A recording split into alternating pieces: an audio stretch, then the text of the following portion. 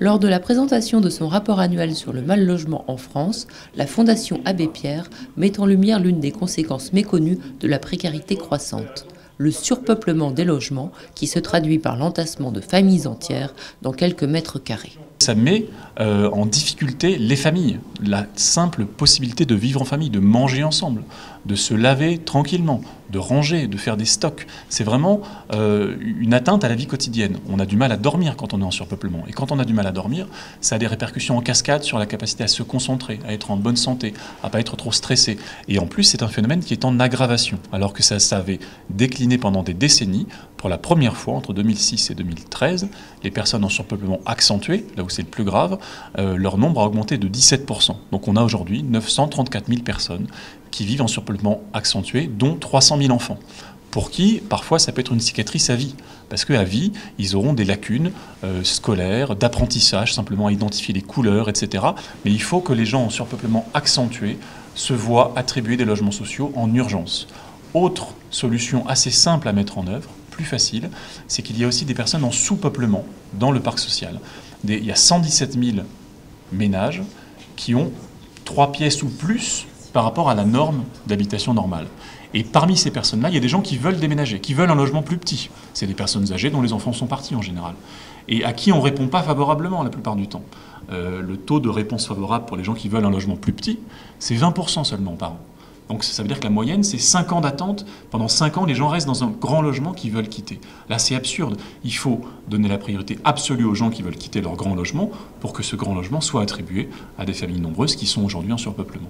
Même si le droit au logement opposable est de plus en plus connu et qu'il a permis de reloger à peu près 100 000 personnes, 100 000 ménages, depuis son vote en 2007 et son application en 2008, il y a beaucoup de personnes qui sont aujourd'hui à la rue, qui sont aujourd'hui menacés d'expulsion sans solution, qui sont aujourd'hui dans des logements totalement indignes, et parfois même le fait de marchands de sommeil qui profitent de la pauvreté pour louer cher des logements pourris, qui pourraient bénéficier de ce droit au logement opposable. Donc il y a un enjeu très fort bien sûr de communication, d'information, mais aussi d'accompagnement au droit. À la Fondation Abbé Pierre, on développe des permanences d'accès au droit pour justement faire connaître ce droit et accompagner les ménages pour le faire valoir, ce droit.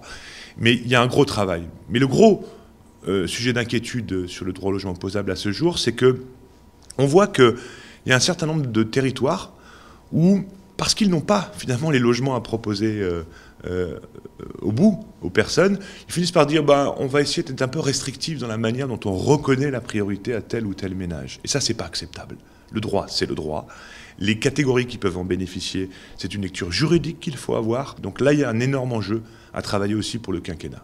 L'occasion pour Christophe Robert de pointer les contradictions entre les objectifs affichés du gouvernement et sa politique économique et fiscale qui pénalise les plus fragiles. Le gouvernement dit on va faire plus de pensions de famille, des logements adaptés pour ces personnes, plus de mobilisation du parc privé pour apporter des réponses aux mal logés.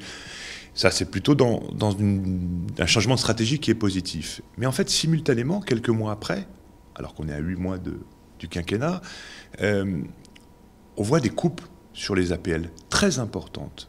On voit des coupes sur les bailleurs sociaux qui produisent du logement pour les personnes en difficulté très importante. Et on se dit, si d'un côté on fait une politique du logement d'abord qui peut permettre à certains de sortir du mal logement, et de l'autre, la politique du logement, pas mal pilotée quand même par Bercy pour des raisons d'économie budgétaire, conduit à davantage de fragilité, on n'aura pas forcément gagné grand-chose au bout de l'histoire. Il y a 2 poids, 2 mesures qui nous préoccupent profondément. Et c'est là aussi où cette remise du rapport de la Fondation Abbé Pierre se veut un électrochoc pour dire au gouvernement il est encore temps de faire autrement. On a la responsabilité collective d'apporter des réponses dignes à chacun des personnes qui souffrent dans notre pays.